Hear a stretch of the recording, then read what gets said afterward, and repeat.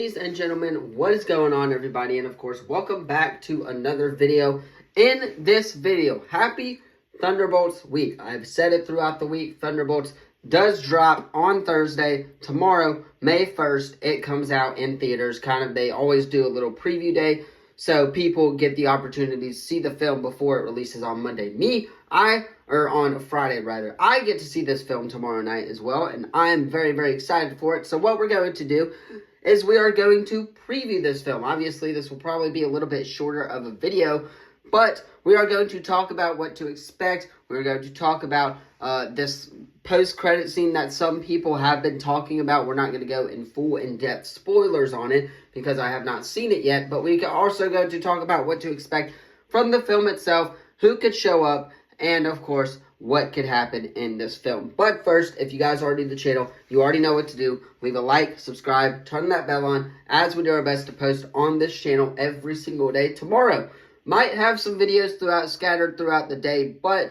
we are going to be getting videos out later than usual tomorrow, just because I want to be able to have that Thunderbolts reaction at the time of me kind of just posting like every other 2 hours like I usually do throughout the day. So tomorrow, videos will probably come later in the day. If we get something out early, it'll probably be about DC or something like that. So hit that sub button if you're into Marvel, Star Wars, DC, pop culture, all of that stuff. And without further ado, let us go ahead and hop into this video. So, what happens in the Thunderbolts? Well, what happens in the Thunderbolts, obviously, all of these characters that we see, we did a preview, or where we last left off with the characters earlier, where we saw Bucky, obviously we saw Ghost, Yelena Belova, Red Guardian, we saw John Walker as well, and Taskmaster is also a part of the team, but we see these characters and we pick up with them for the most part where they have left off in their respective shows and their respective, of course, movies. And we see that Valentina Allegra de Fontaine has recruited them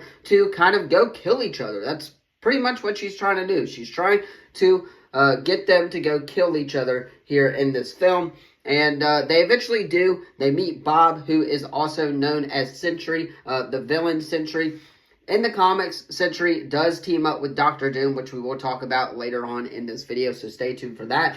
But in the comics, Sentry is one of the most powerful beings in Marvel Comics history. That is going to kind of translate to this MCU film that we are going to be getting. We are going to see Sentry's power set being the Void. The Void is an endless place that basically just takes basically captures people for the most part and makes them face their fears for the most part. Apparently, this film has had great reviews so far. A lot of people are saying that it tacks on the subject of mental health very well here in this film, which, again, just makes sense for the overall story. We know that John Walker and Yelena Belova both are going to be experiencing that throughout the film. So we do know that that is going to be playing a key factor in this film. I'm very interested to see the jump in the actual movie. We've seen it in the trailers a little bit, but the jump from the tallest building of the world, that I'm very interested in to see as well. I know that's kind of just a certain point in the movie, but I'm very, very excited to see that. I'm very excited or curious as to why Florence Pugh, agreed to jump off the tallest building in the world. But we shall see that within the movie as well. And then, of course, what to expect in this movie. Obviously, Val, she has bought Avengers Tower, so we are going to return to Avengers Tower in New York as well. And I'm going to wonder here in this movie if Kingpin's, as we know, Kingpin did set a curfew out at the end of Daredevil Born Again in the season finale. I'm wondering if that is going to play a factor here at all in this film, and that is why most of this film takes place during the daytime, because really they can't be out that much late at night for the most part if you're in the city of New York. So I'm very interested to see if they can connect Kingpin's curfew from that Disney Plus show to the movies. Obviously, maybe Charlie Cox's Daredevil appears and helps them, or cameos or something like that. However, I highly doubt that, but they are in the same city, so maybe Miss Marvel could even appear, because we know that Matt Murdock and Daredevil went to Miss Marvel's dad. I forgot her name off the top of my head, or his name off the top of my head, but he is a lawyer or a banker in the city of New York. So maybe Miss Marvel appears and so they could somehow connect to that.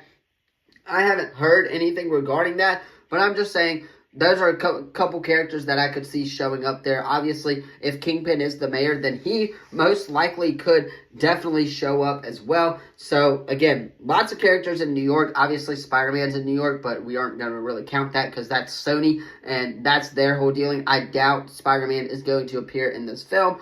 But we know that Avengers Tower is going to be the center of a plot point here in this movie. We know that Val has bought Avengers Tower, and we do know that, again, is going to be a plot point here. They're going to return to Avengers Tower. Apparently, it's been rumored that a couple of the Avengers could show up in this series, maybe like Hawkeye, or in this movie, rather, maybe like Hawkeye or something like that.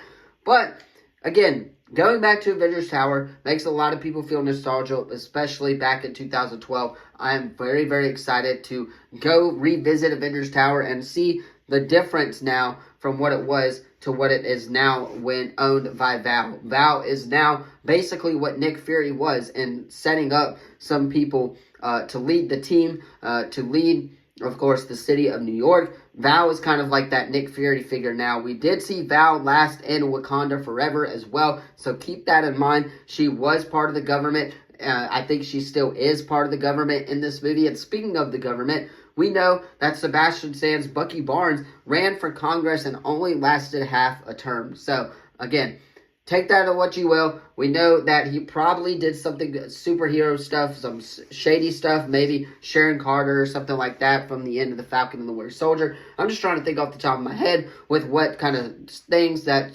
Sebastian Stan or Bucky Barnes could have done in the MCU. Or maybe it's Kingpin. Maybe Kingpin literally kicks him off because he knows he's a superhero, and that is that whole deal. So maybe Kingpin kicks Bucky Barnes off. Maybe we don't even touch all that in this film, but I'm very excited to see this film. Now, apparently, the two post-credit scenes for this film are some of the most insane post-credit scenes that Marvel has had. Apparently, the first one is just a joke, but the second one is potentially the biggest one yet. And I'm very interested to see if it does somehow connect to Avengers Doomsday, and if it does somehow connect to Doctor Doom, and maybe they even draw that kind of connection there with Sentry and Doctor Doom in the comics as well. So maybe Sentry was sent by Doom, and they kind of reveal that there at the end of that post-credit scene. That is kind of what I'm thinking is going to happen. Or it's just basically like a Thanos setup was for Doctor Doom as well. That is what I'm thinking is going to happen. Doctor Doom showing up in this series,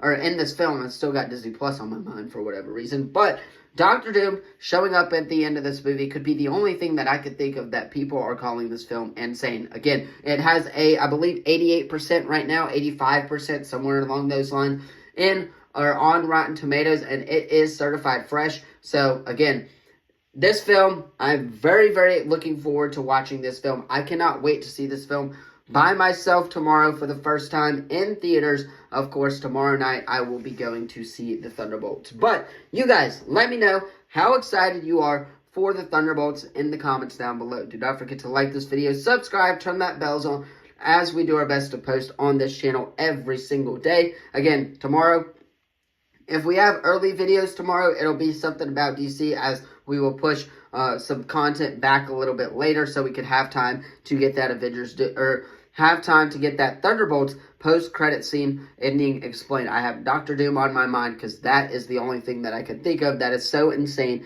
for this film and that everybody loves that and is talking about. So hit that sub button. Try to avoid spoilers if you can between these next couple of days, between now and when you go see Thunderbolts.